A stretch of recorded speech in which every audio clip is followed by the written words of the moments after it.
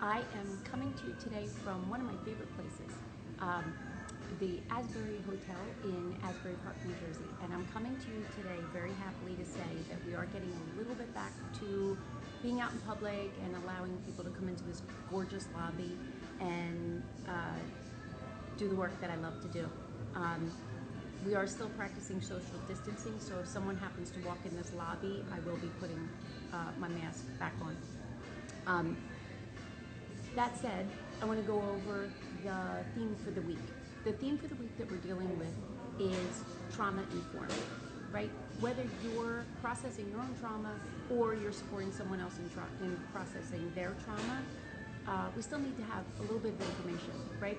And there's no right or wrong way to process, interpret, or experience trauma, right? So in my written explanation that you'll get in a post on Monday on my page, I'm going to share an example of two children that both experience a dog bite.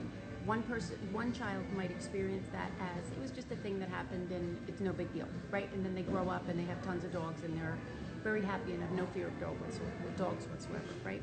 But the other child might process it as dogs are now dangerous, maybe cats are dangerous, and animals in general become dangerous, right? And that child might process it as an adult, or not process it, but internalize it as animals are dangerous, and now I can't let my children have animals, and now I gotta keep the world safe, my people safe from animals, right? Which is a limiting conversation, right?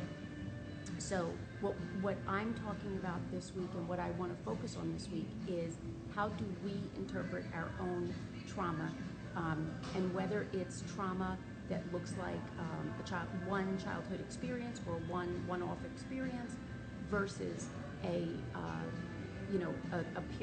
long period of time where it was like a bunch of little or big events of trauma that we're now dealing with, right?